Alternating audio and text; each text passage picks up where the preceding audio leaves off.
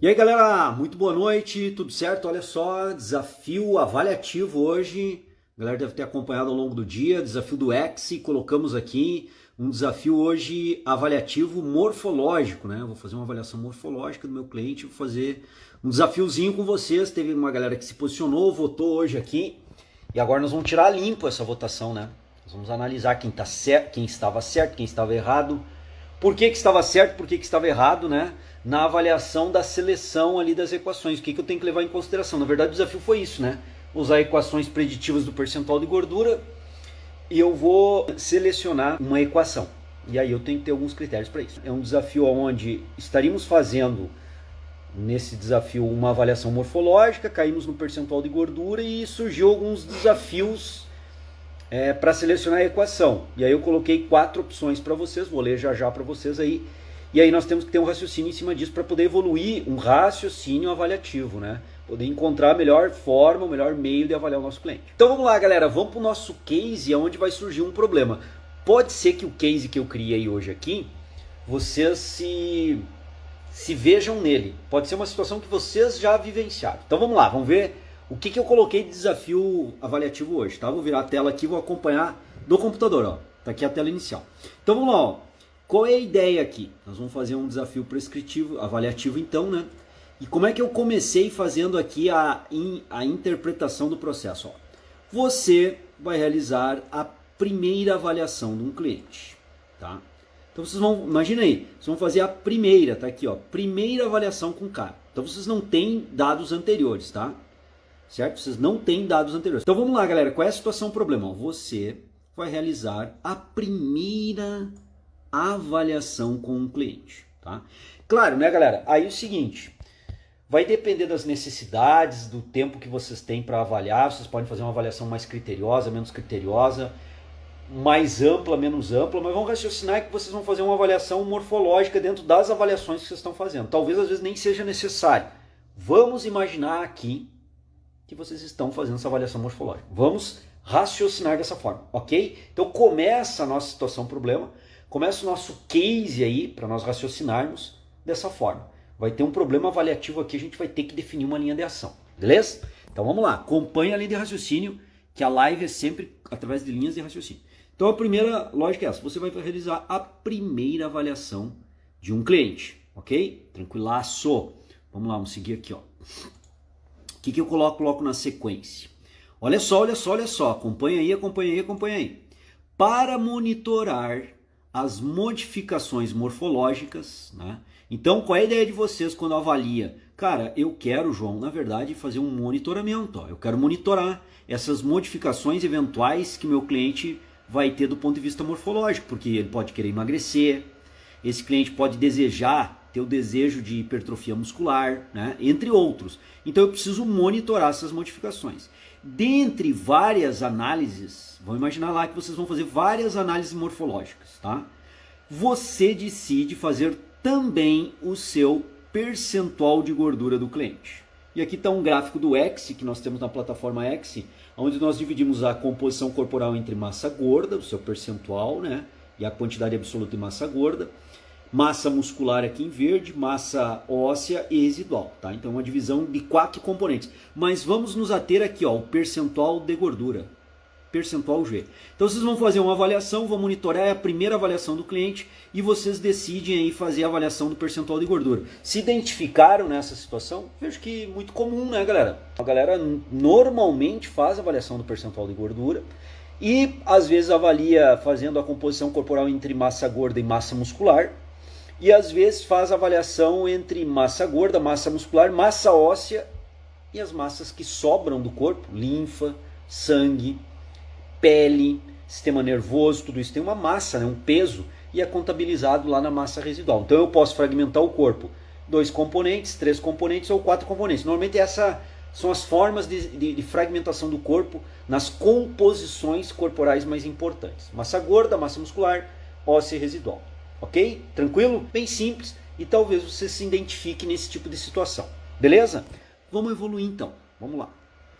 O que nós vamos observar aqui na continuidade do desafio avaliativo, né? Então, beleza, vou trabalhar o percentual de gordura.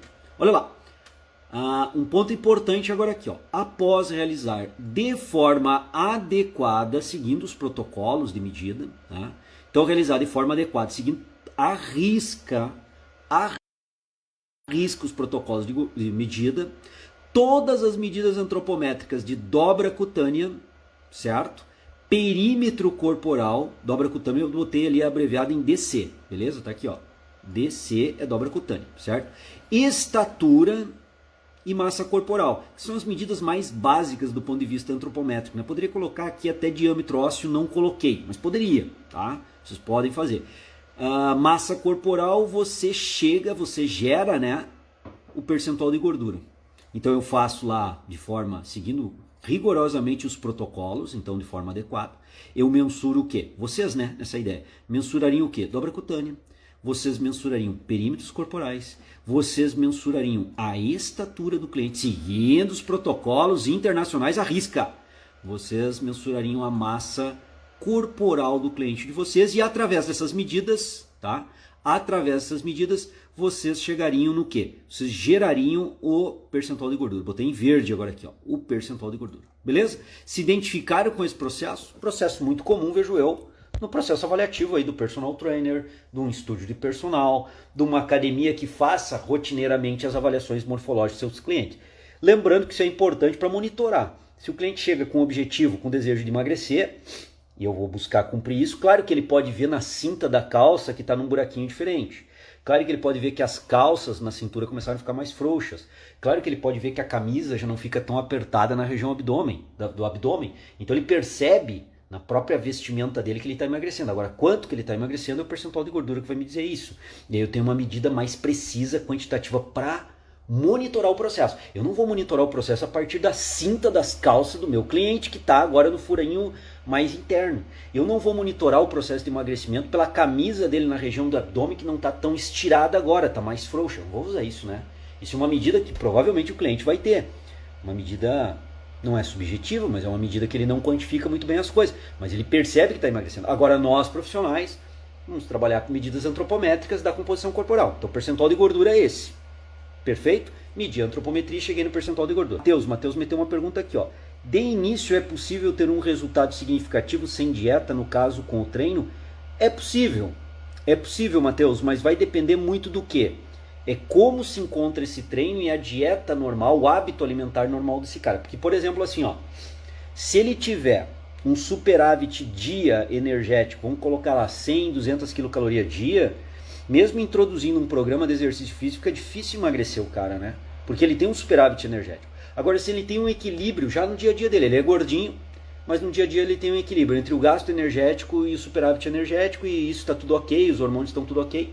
Bom, se eu introduzir um programa de treinamento que tem um gasto calórico de 100, 200 quilocalorias, esse programa de treinamento seja feito 3, 4, 5 vezes na semana, e ele estava até então com um equilíbrio entre o consumo e o gasto energético, como eu introduzi um programa de treinamento mais brando que seja, mas gerou um gasto energético adicional que ele não tinha, eu gero um déficit, já pode acontecer, Matheus, um emagrecimento, mesmo com um treino brando e sem uma dieta específica para isso, tá? Agora vamos evoluir. Opa, a Júlia tem mais uma perguntinha aqui, vamos responder a pergunta da Júlia e vamos evoluir o desafio, tá?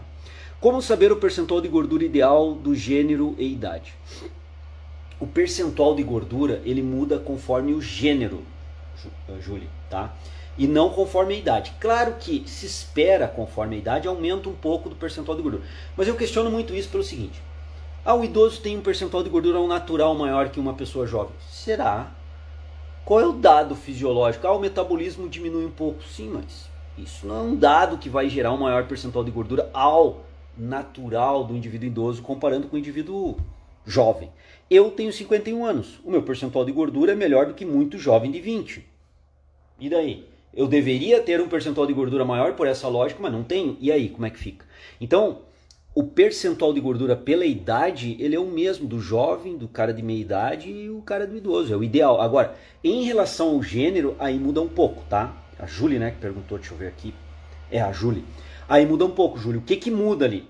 Muda o seguinte, assim, ó. A mulher tem uma gordura sexo específica, que é seio e culote, né? Ela tem umas regiões que, por ser mulher e por ter um organismo e uma fisiologia um pouco diferente do homem, em alguns aspectos até bem diferente do homem e da mulher, né? O que isso causa? Causa que ela tem um acúmulo de gordura natural maior. Tanto é que as mulheres que estão muito magras, fisiculturistas, quando sobem no palco, muito magras, normalmente usam silicone, né? Normalmente tem prótese de silicone, porque se elas não tiverem, o seio some. Porque ali eu tenho uma glândula, ou a mulher tem uma glândula e uma taxa de gordura para dar o desenho do seio. Como elas estão com um percentual de gordura muito baixo, mas muito baixo mesmo, principalmente a categoria biquíni, some o seio, some completamente. Então, normalmente essas mulheres usam prótese, a grande maioria usa prótese. Por quê? Porque o seio vai ficar diminuto ou praticamente sumir, né? Então a gente vê o seguinte, sim, que a mulher tem uma gordura sexo específica um pouquinho maior para o seio, para o culote, para as funções fisiológicas da gravidez, né? Então ela precisa ter.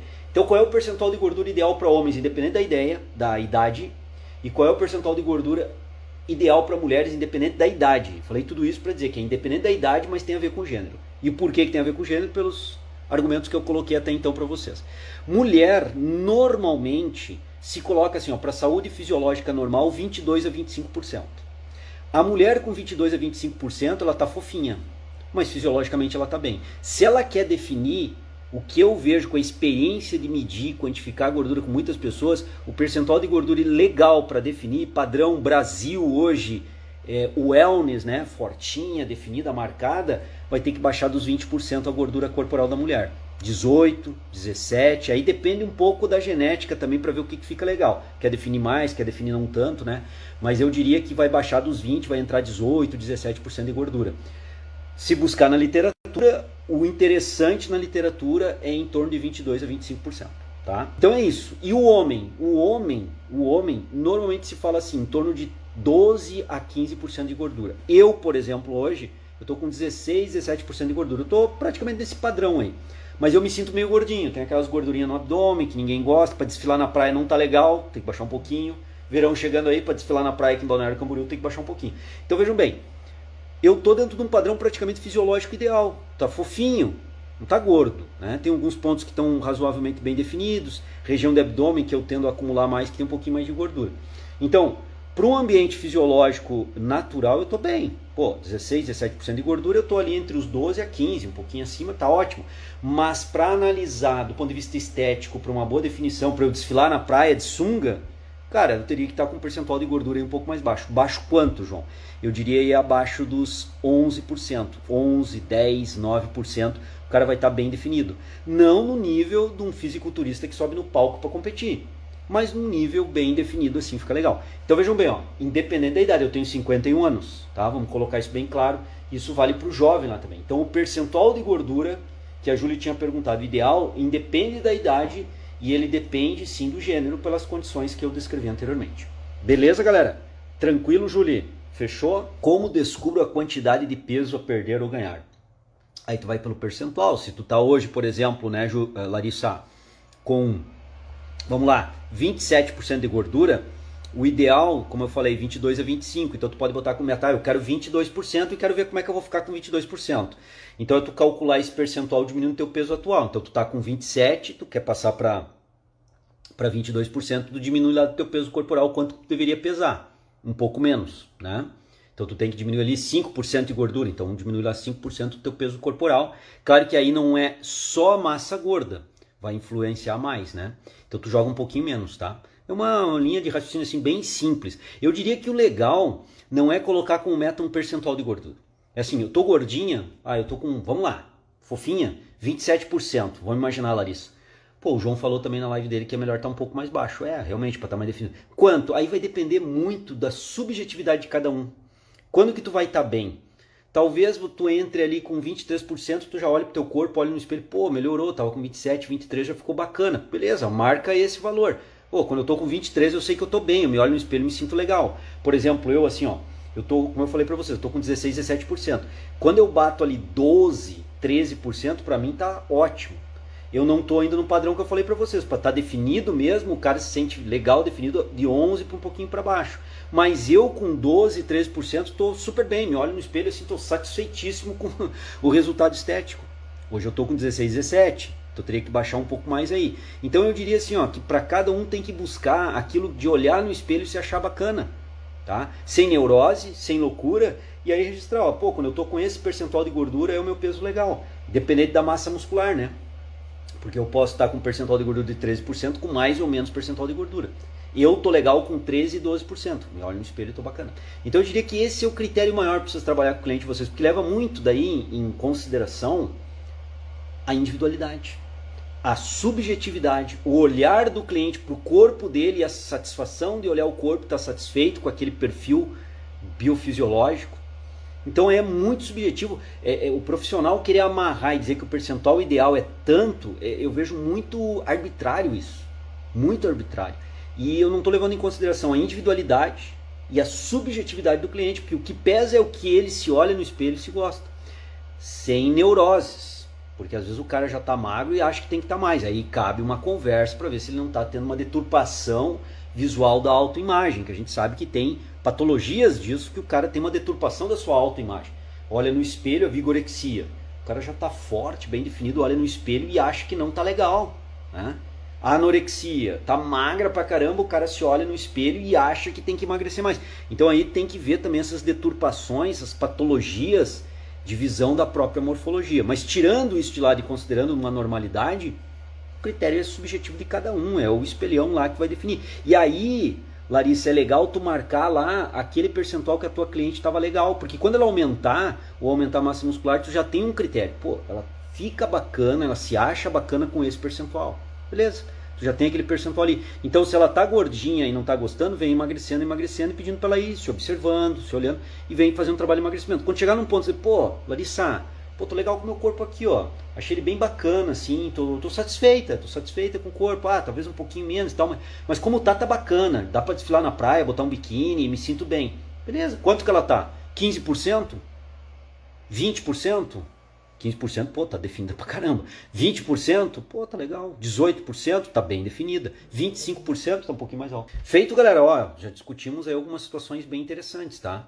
Eu trabalho, até fechando aqui a resposta pra Larissa, tá? Eu procuro trabalhar muito, Larissa e a Júlia, né? Eu procuro trabalhar muito, galera, assim, ó, focado na individualidade. Muito, muito, porque cada indivíduo tem as suas peculiaridades mentais, psicológicas, familiares, sociais, de treino. Cara, cada indivíduo é único. Então eu procuro trabalhar muito essa característica do indivíduo ser único. Eu tenho que tentar entender aquele indivíduo ali. O que é legal para ele. Isso dá mais trabalho para mim, enquanto profissional. Porque cada cliente eu vou ter que tentar enxergar as suas peculiaridades, suas individualidades. Dá mais trabalho. Mas no momento que eu entendo isso do cliente, eu consigo fazer um trabalho muito mais focado naquilo que ele verdadeiramente quer e aquilo que faz ele se sentir bem. E quando eu trabalho em prol daquilo que ele verdadeiramente quer e faz ele se sentir bem, eu consigo trazer o resultado que ele deseja. E aí eu consigo realmente segurar. Assim, vou usar o termo prender o cliente, vai parecer até que eu estou usando um termo de marketing para prender. Mas eu prendo o cliente ao natural, o cliente vai continuar comigo porque eu estou levando para ele o objetivo que ele quer, de uma forma tranquila, sem escarcéu, sem atropelo, uma forma ponderada, progressiva, tranquilo.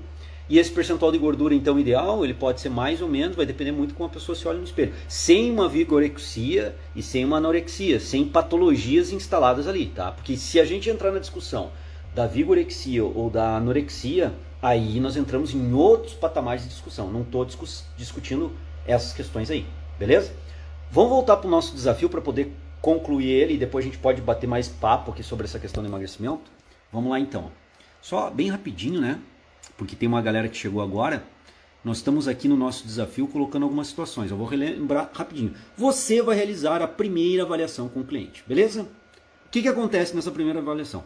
Para monitorar suas modificações morfológicas desse primeiro cliente, dentre várias análises morfológicas que vocês vão fazer, você decide também o seu percentual de gordura, registrar o seu percentual de gordura. Beleza, tranquilo, ok.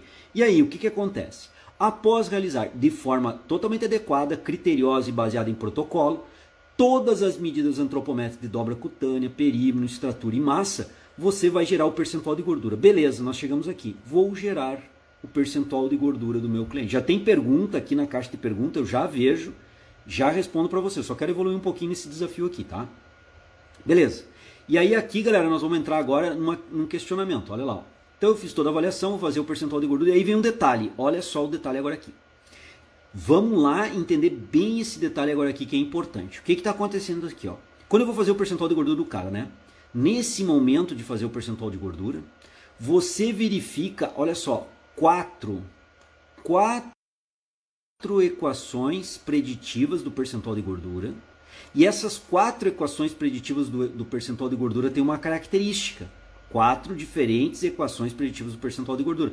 As 4 equações podem ser utilizadas com esse cliente. Então quer dizer que eu tenho 4 equações para utilizar? Sim.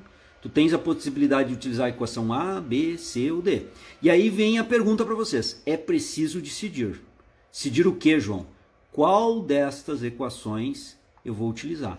Então assim, eu tenho 4 equações possíveis, que eu vejo ali que são passíveis de serem utilizadas e possíveis, está tudo ok, mas eu não posso usar as 4, eu tenho que optar por uma, é a minha primeira avaliação com o cliente, ok até aí? Então, chegou o cliente, primeira abordagem com ele, vou fazer diversas avaliações, imaginando que vocês façam, né? Dentre essas avaliações morfológicas e dentre as avaliações morfológicas, o percentual de gordura, muito comum, vocês estão se vendo representado nesse tema.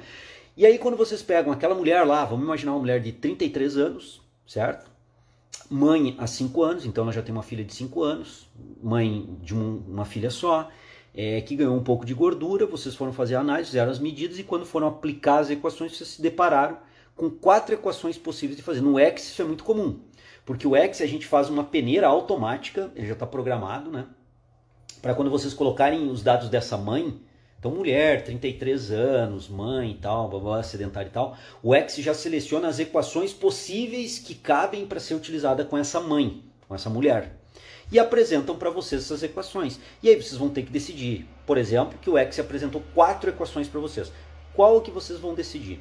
Então o Excel ele peneira, porque são mais de 50 equações preditivas, né? Muito mais do que isso. Então assim, tendo várias equações preditivas, o Excel já exclui aquela que é somente para homens, aquela que é somente para idosos, está se tratando de uma mulher de 33 anos, né? No exemplo aqui que eu estou dando para vocês.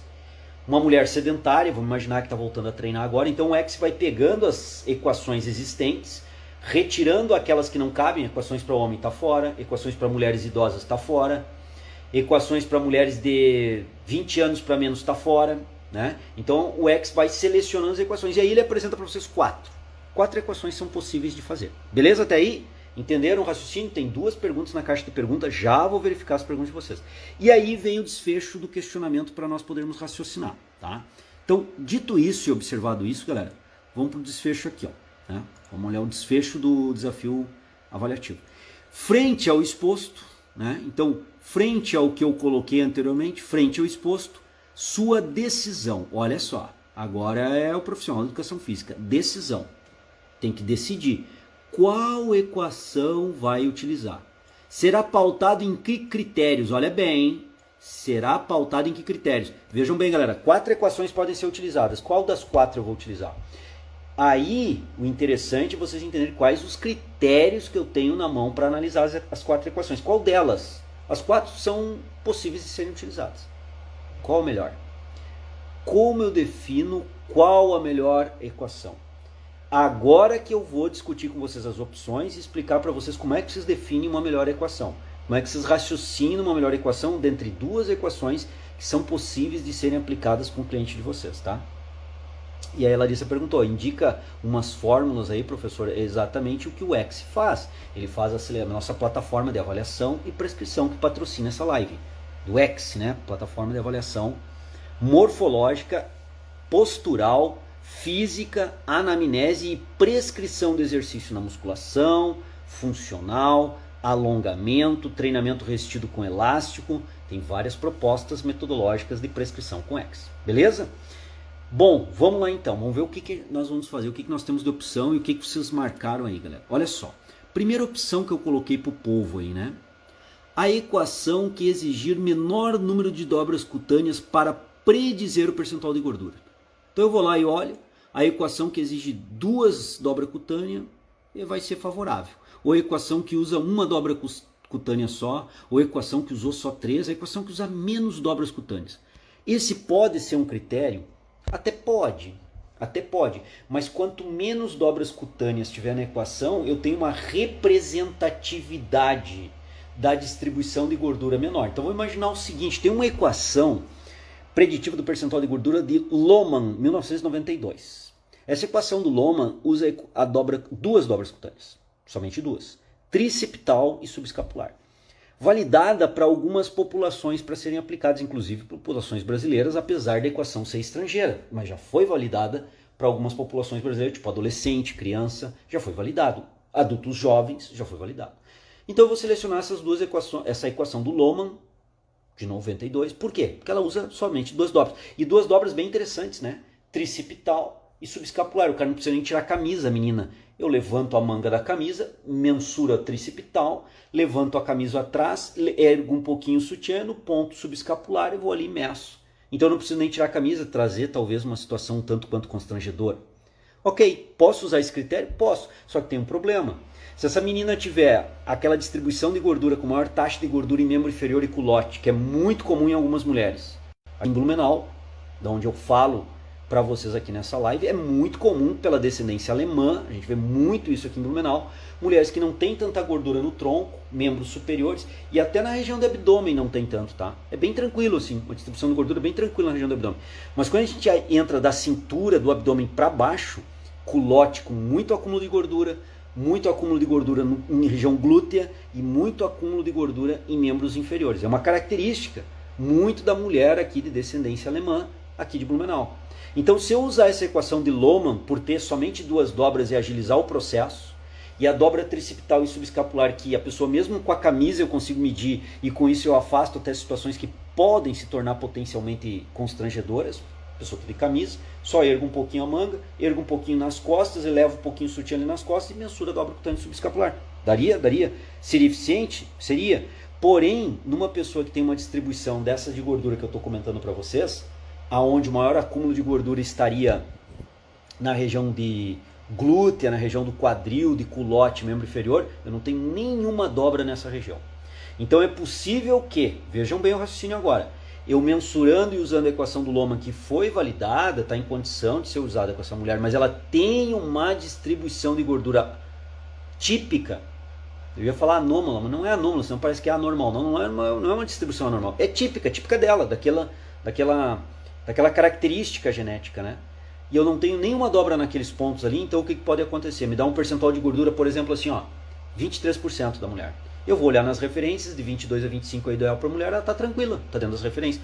Porém, eu não peguei nenhuma dobra da região de culote, não tem dobra de coxa, não tem dobra de perna, não tem dobra de regiões onde se tem um grande acúmulo de gordura, nesse exemplo que eu estou falando para vocês. E aí o que acontece? A realidade da distribuição de gordura dela converge para uns 28, 29, 30% de gordura. Mas como eu peguei dois pontos específicos onde tem baixo teor de gordura, o que aconteceu? Ficou estimado por aquela equação de Lohmann, por exemplo, 92, que ela tem 23% de gordura, mas na realidade ela tem 28% de gordura. Por que essa disparidade? A equação é ruim? Não. A equação é boa e foi validada. O problema é que a equação pega dois pontos únicos de medida em pontos onde essa mulher tem pouca taxa de gordura. E os pontos onde ela tem muita taxa de gordura eu não peguei nenhum ponto. Nessa situação, concluindo agora aqui, seria interessante eu verificar então equações que tivessem também dobra cutânea da coxa, da cintura e da perna, para representar regiões onde ela tem maior acúmulo de gordura. Ou perímetro do quadril, como tem a equação, por exemplo, do Petrosky, que usa perímetro do quadril para estimar também. Porque aí pegando o perímetro do quadril, eu englobo ali o culote e englobo uma taxa de gordura naquela região. Beleza, galera? Então a opção A ela pode ser levada em consideração, mas não é a melhor opção para eu definir. Principalmente se a pessoa tem uma distribuição de gordura atípica. Então, vocês até podem usar. Todas as equações são válidas. Eu vou pegar aquela que tem menos dobra para agilizar o processo. Até pode ser. Se a pessoa tiver uma distribuição de gordura tranquila, como vocês mediram 10, 11, 12 dobras cutâneas, e vocês visualizaram que aquela pessoa tem uma distribuição de gordura equilibrada, proporcional, podem optar, por exemplo, pela equação do Lohmann usando duas dobras cutâneas. Agora, se ao medir essa pessoa, vocês verificaram que ela tem uma distribuição de gordura anormal, típica, né? Característica dela, e essa distribuição de gordura, característica dela, não tem nenhuma dobra naquela equação desses pontos, abortem essa ideia. Partam para outros critérios e equações que tenham mais dobras cutâneas e representativas da região de maior gordura. Pegou aí, galera? Vou ler a segunda opção e vou para a caixa de pergunta, tá? Vou olhar a segunda opção aqui. Vamos lá. O que eu botei de segunda opção, galera? Se liga aí no esquema, né? Vamos raciocinar e vamos fritar o cérebro. Olha só o que eu botei. A primeira, eu coloquei, essa aqui ficou meio esdrúxulo, né? A primeira equação que aparecer. Vou pegar a primeira que aparecer ali na proposta do X, por exemplo, da plataforma. Por quê? Pois todas irão chegar ao mesmo resultado. Não, acabei de dizer que, embora válidas as 4 equações para medir o percentual de gordura dessa mulher, nem todas vão chegar ao mesmo resultado. Então eu não posso pegar a primeira que aparece. Ah, mas João, todas as equações foram válidas para essa mulher. Sim, todas foram válidas, mas elas não usam os mesmos pontos de medida e tu já viu que essa mulher tem uma distribuição bem típica de gordura. E a primeira equação que apareceu é do Lohmann, tem 2 dobras e não representa aquela região de maior acúmulo de gordura. Então eu não posso pegar a primeira que aparece, das 4 que foram oferecidas ali, todas são válidas, mas eu ainda tenho que ter um critério, tem que passar pelo meu crivo para ver qual das 4 eu vou selecionar. E não é a primeira que aparece, não é crivo nenhum, certo? Pelos mesmos motivos que eu defini a primeira lá do percentual de gordura, né? Da de menor dobra cutânea. Beleza? Tranquilo? Então a gente já viu aí que tem que ter um raciocínio mais elaborado. Então a opção A não está correta, embora ela possa ser levada no bojo da discussão. A opção B está totalmente fora de contexto, totalmente fora de análise, a opção B. E a A até pode ser levada em consideração, mas eu tenho que ver muito bem quem é o cliente que eu estou avaliando. Beleza, galera? Até aí? Tranquilaço? Deixa eu ver aqui na caixa de pergunta, não deixar passar muito, né? Ó, o Carlos meteu uma aqui, ó. Ao usar a equação número 1 na avaliação, em todas as demais eu tenho que usar sempre a mesma equação? Carlos, por que eu coloquei nesse desafio avaliativo, que era a primeira avaliação que vocês estão fazendo com essa mulher, com essa cliente, né? Por que isso? Lembra que eu coloquei no começo aqui do desafio, que é a primeira avaliação? Porque a primeira avaliação, galera, ela é muito importante. Porque ali vocês vão definir qual a equação do percentual de gordura vocês vão usar, que é o tema que nós estamos discutindo aqui. Qual a equação de massa muscular vocês vão usar. E nessa primeira avaliação vocês vão definir também se vão usar ou não a massa óssea e a massa residual. Se vocês vão segmentar em 2 componentes, 3 componentes. Na primeira avaliação, normalmente que vocês vão definir. E Carlos, uma vez definido a equação A, ou equação B, ou equação C, ou equação D com esse indivíduo, tu vais continuar avaliando ele de 3 em 3 meses, 4 em 4 meses. E vai depender dos prazos que tu colocou junto com ele para monitorar o processo de emagrecimento, de ganho de massa muscular, definição. Vai depender aí do que tu queres fazer com essa pessoa. Definidos esses prazos temporais para refazer as avaliações, certo? Aí tu tem que manter a mesma equação. Porque se ela tem algum viés, né, na interpretação das dobras cutâneas transformando em gordura, e toda equação tem um viés. O que nós temos que controlar é o viés pequeno, é a margem de erro pequena. Eu já vou comentar por isso aí com vocês na opção D aqui do nosso desafio, tá? Então, tendo a equação todas têm um viés, todas as equações não são 100% precisas. Nenhuma equação é 100% precisa. E ela não precisa ser 100% precisa para que tu use ela. Ela tem que ter um grau de precisão razoável, aceitável, medido isso estatisticamente, certo? A estatística vai me dizer se o grau de precisão é razoável ou aceitável. É a estatística que vai me dizer, não é a minha interpretação. A partir do momento que eu interpreto e incluo aquela equação, ela tem um viés, como eu disse, que é pequeno, a gente espera que seja pequeno, por isso tem que selecionar muito bem. Aí, Carlos, tu vai sempre avaliar com aquela equação. Porque esse viés, vamos imaginar o seguinte, Carlos, ao avaliar essa mulher, ela tem na realidade, vamos imaginar que ela é gordinha, tá? 30% de gordura. E ao tu medir ela, na tua equação deu 28% de gordura. Ou seja, um viés, um erro para menos de 2% de gordura. Ela tem na realidade 30, a tua equação está apresentando 28, 2% a menos de gordura. Todas as outras vezes que tu vier medir essa mesma mulher com essa mesma equação, a ideia é que esse viés de 2% ele se mantenha nesse patamar, porque é a mesma equação que tu está aplicando. Então as modificações que vão ocorrer da primeira para a segunda avaliação, da segunda para a terceira, da terceira para a quarta avaliação, são modificações reais. Porque aqueles 2% de gordura está sempre incluído para menos ali, porque é a mesma equação. E se ela tem esse pequeno viés e é aceitável esse pequeno viés, é sempre o mesmo. Então o erro se torna sistemático, esse viés se torna sistemático. E as mudanças, que é verdadeiramente o que nos interessa, diminuição do percentual de gordura, né? Esse eu tenho maior precisão para monitorar. Então, Carlos, usa sempre a mesma equação a partir de definido. E isso mostra para nós, então, Carlos e galera, a importância de, na primeira avaliação, dedicar um tempo um pouquinho maior para interpretar bem essa avaliação, porque a partir dali o ideal é que eu mantenha sempre aquela equação sendo monitorada, sendo utilizada no monitoramento morfológico. Beleza? Tranquilo? O Genilton colocou aqui, ó, cada equação vai dar um resultado diferente, então o ideal é usar a mesma equação para reavaliar o aluno. Exatamente, esse resultado diferente, Genildo, ele tem que ser aceitável essa margem de erro. Quem vai te dizer se essa margem de erro é aceitável ou não é a estatística. A opção D agora aqui, eu vou discutir 2 dados estatísticos com vocês, bem fácil de entender, eu vou explicar para vocês. Toda equação apresenta a correlação múltipla e o erro padrão de estimativa. Eu vou discutir já isso com vocês, que são as 2 principais variáveis estatísticas fundamentais para interpretar a precisão de uma equação.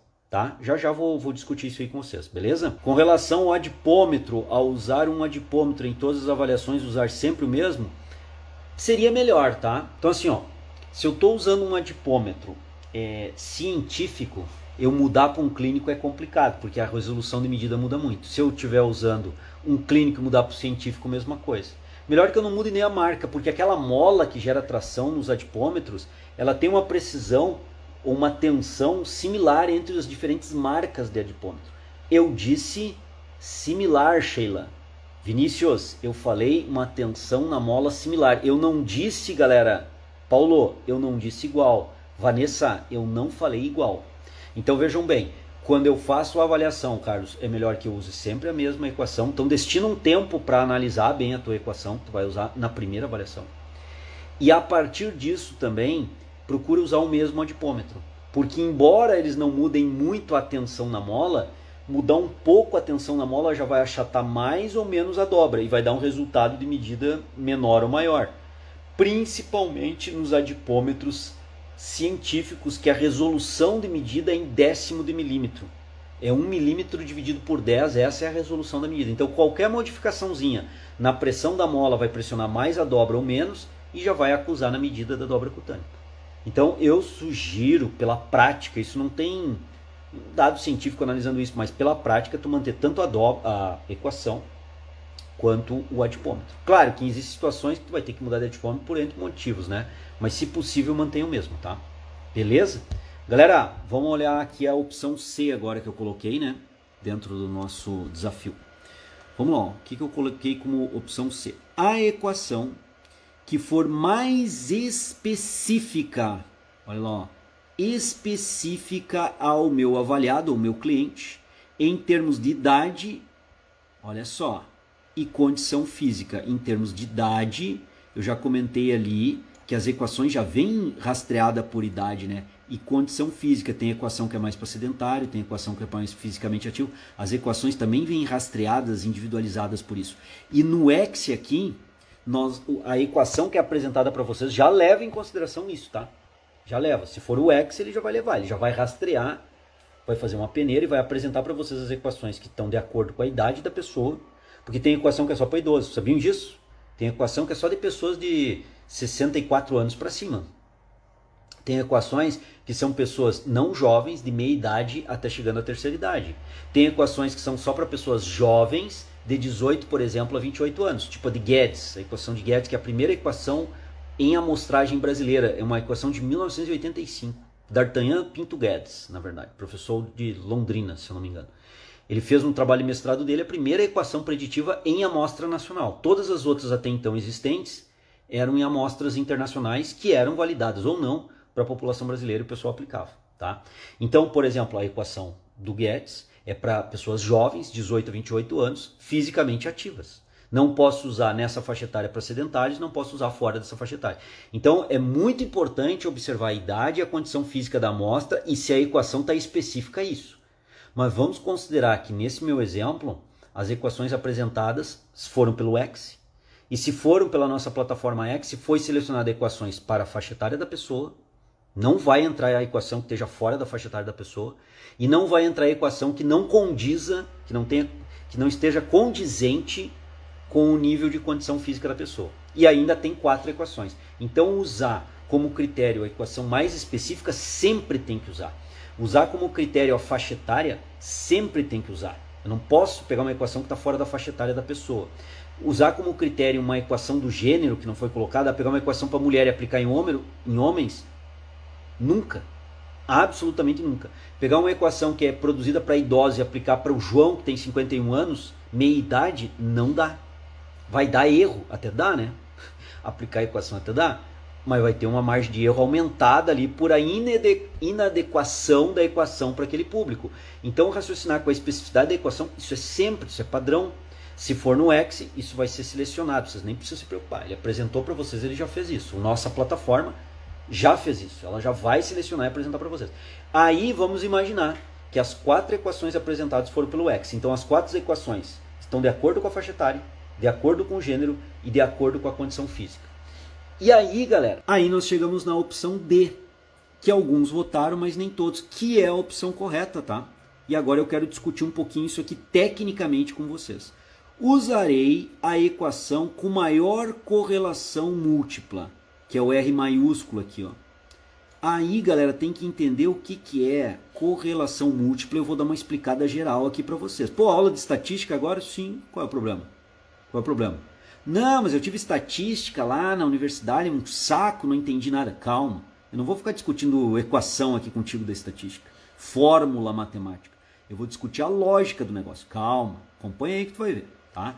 Então eu usarei uma equação com maior, olha bem o que eu botei aqui, ó, maior correlação múltipla e menor erro padrão de estimativa. Tá lá, ó. O que é o erro padrão de estimativa? Que tem que ser o menor possível. E essa é a resposta certa, por isso que eu botei em verde. O principal critério para selecionar uma equação é analisar a correlação múltipla e o erro padrão de estimativa dessa equação. Então vamos lá, galera. O que é uma correlação múltipla e o que é um erro padrão de estimativa? Vou começar falando do erro padrão de estimativa. Olha o termo. Erro padrão de estimativa. Quando eu uso uma equação para determinar o percentual de gordura, o termo está errado, usar determinar o percentual de gordura. Eu uso uma equação que ela usa dobra cutânea, perímetro, massa corporal, estatura e às vezes a idade. Com essas variáveis eu estimo e não determino. Eu estimo o percentual de gordura. Então ele é estimado a partir da antropometria de dobra cutânea, e aí vai depender da equação quantas dobras cutâneas eu vou usar, quais dobras cutâneas eu vou usar, depende da equação. Mas vai ter dobra cutânea ali, tem equação que tem perímetro. Então, a depender da equação, será usado também perímetros. A depender da equação, será usar a idade. E a depender da equação, o gênero também. Então, tem algumas variáveis que a gente chama de preditivas. Dobra cutânea, perímetro, massa corporal, estatura e tal. Beleza? E aí eu estimo o percentual de gordura. Toda vez que eu uso a antropometria, olha bem, ó, a ideia do cálculo. Toda vez que eu uso a antropometria para estimar o percentual de gordura, tem uma margem de erro ali. Nunca é 100% certeiro. E a margem de erro, olha o termo que eu estou usando agora, para estimar, tem uma média dessa margem de erro.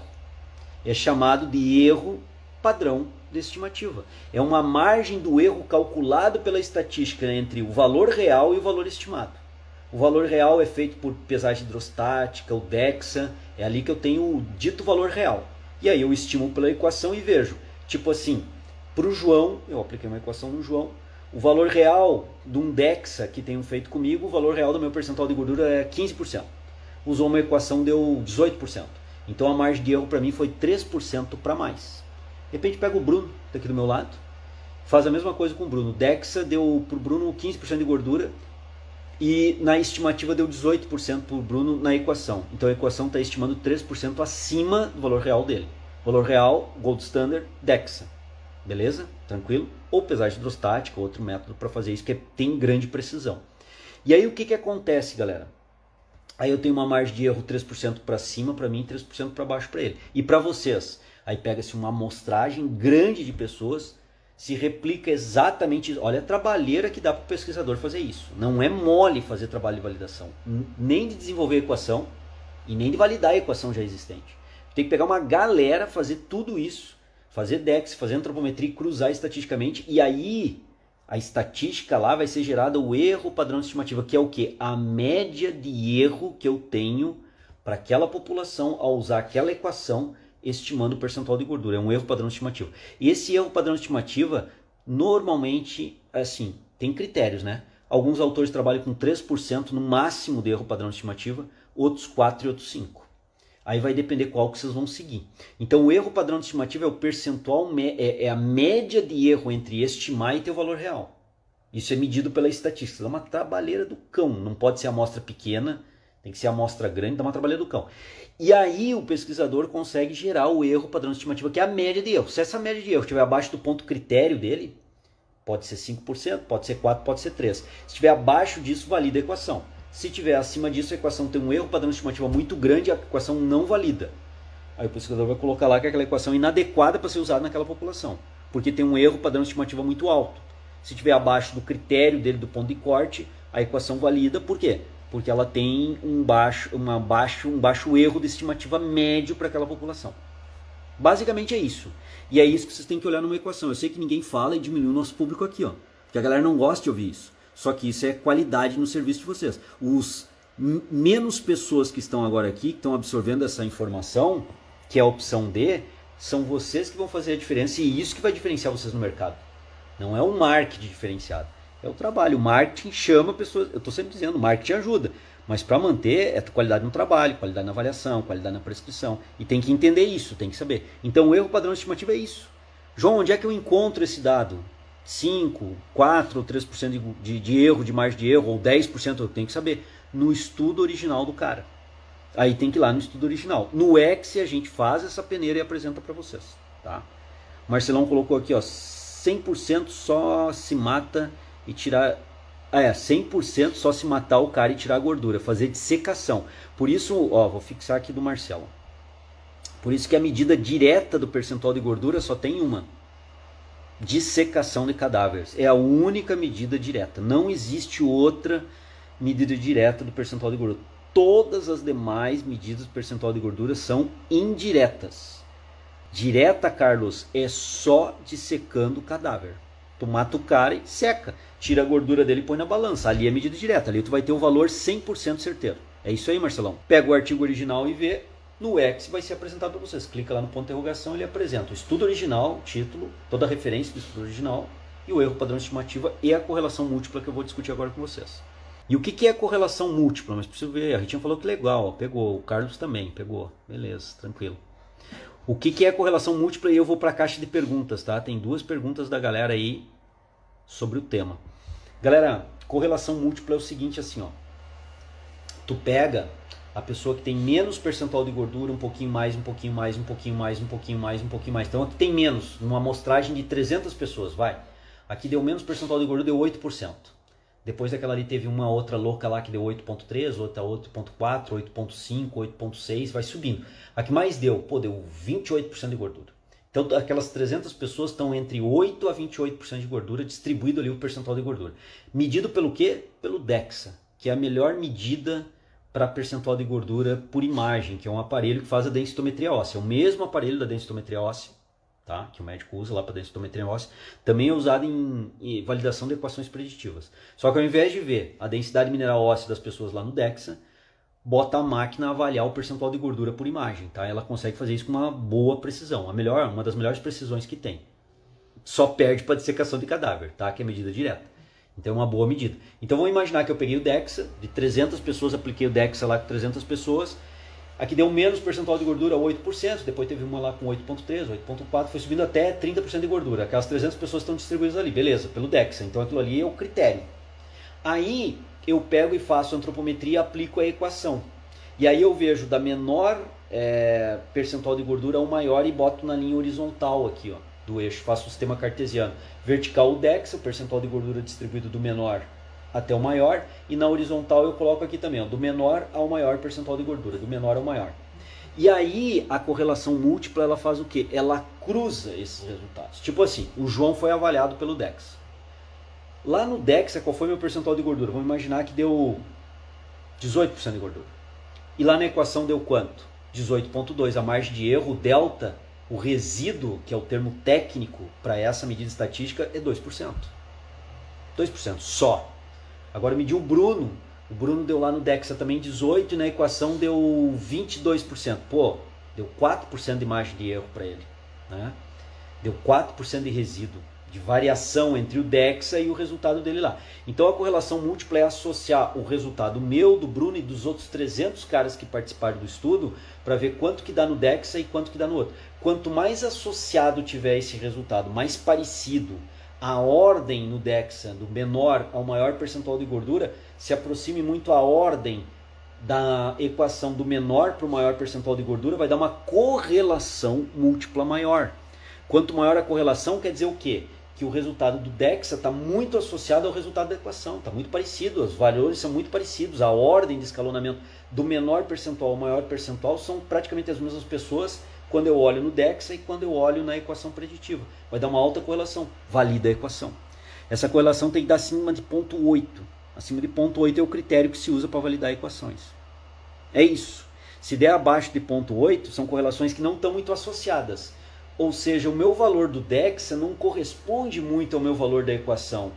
E da maioria da galera também, não está muito associado. Às vezes um cara lá no DEXA está com 18% de gordura, na equação está com 8%. Então na equação ele é um dos que menos tem gordura e lá no DEXA ele é um dos que mais tem. Então quer dizer, não está associando bem as coisas, não está correlacionando bem as coisas. Então o critério de correlação múltipla ele cai. Quando cai abaixo de 0,8 é invalidada a equação. Esse é o critério, esse é um critério geral. 0,8. Tem que ser de 0,8 para cima para validar. Até qual é o ideal, qual é o máximo de correlação? É 1 inteiro, valor 1. Então vai de 0, 0 a 1. De 0,8 para cima valida, de 0,8 para baixo não valida a equação. É essa associação. E esses são os dois critérios, já vou para as perguntas que vocês botaram na caixa de pergunta. Esses são os dois critérios para usar a equação aqui. Ó. Esse é o principal critério que está em verde. Os outros aqui têm que serem considerados, alguns já são considerados. Esse é o principal critério que tem que usar. Quando vocês têm 4 equações que podem ser usadas, vocês têm que ir para critério estatístico. Vimos aqui que o nosso desafio cinesiológico de hoje, a principal análise é a estatística. Ó. É entender correlação múltipla e erro padrão de estimativa. Marcelo colocou aqui, ó, depois de entender a explicação dos resultados da avaliação vai para outro patamar. Exatamente. Os clientes pagam caro para ter acesso à avaliação. Perfeito. Tu vai dar uma diferença. Hoje a galera faz a avaliação e entrega para o cliente, só diz, o teu percentual de gordura é tanto, tem que diminuir. Aí o cara vem me cobrar isso, pai, que eu vou pagar um troço, que ele fez umas medidas, me entregou um monte de papel, não entendi metade daquilo lá, e disse que eu tenho que emagrecer, eu sabia. Que entrega é essa, Marcelo, que o cara está fazendo a avaliação, uma entrega chulepa, e ainda quer cobrar. Agora, se tu vai lá, explica dado por dado, teu cliente entende, e aí tu tem que destinar um tempo para isso, né? Quando tu termina aquela meia hora de apresentação do resultado do cara, o cara entendendo o processo, né? O cara entendendo o processo, o cara vai dizer assim, pô, o Marcelão mancha, pô, esse meu personal é top, eu não largo esse cara. Iago colocou aqui, espero que o Iago ainda esteja aí na live, né? Essa pergunta tá aqui na caixa já há um tempinho. Professor, poderia dar uma dica sobre marketing para aumentar a procura dos meus serviços? Te dou. E a dica não é para ontem que vai começar a aparecer cliente para ti. Trabalha bem e mostra que trabalha bem. Não basta, minha hashtag aí, ó, a fala que eu tenho, não basta ser bom. Tem que mostrar que é bom. Como é que tu vai fazer isso, Thiago? Trabalha bem, cara. Entrega com qualidade. Nós estamos discutindo aqui a avaliação. Entrega a avaliação do teu cliente com qualidade. Capricha na entrega.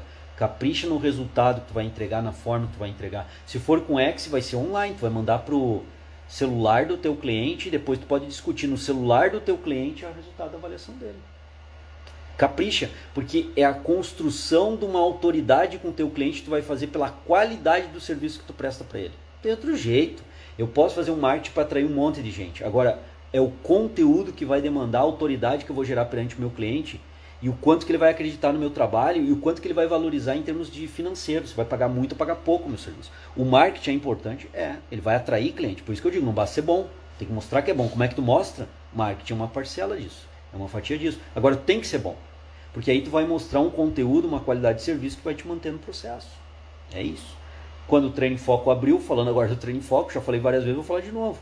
Me xingaram adoidadamente. Seu grilo, chassi de grilo, sequelado. O que tu tá aí falando de hipertrofia com esse braço aí, marreco? O Jefferson, meu sócio, ficava puto. Eu levava de boa. E aí o que aconteceu? Como é que eu venci essa crítica aí, essa resistência da galera? Conteúdo, velho, qualidade no serviço, vai indo, os caras vão ver, pô, o magrelo lá é chassi de grilo. Porra, mas o cara tá entendendo, ele tá me falando uns negócios que eu nunca tinha ouvido falar. Pô, biomecânico o bicho manja, o cara manja disso, fisiologia, pô, ele fala umas coisas que eu já estudei, não tinha entendido, tô entendendo com o cara. Foi que hoje a galera não fica lá me xingando de magrelo, chassi de grilo, sequelado e por aí vai, né? Embora continue sendo. Entendeu? Por quê? Porque eu gerei um respeito, uma autoridade com a galera. Como?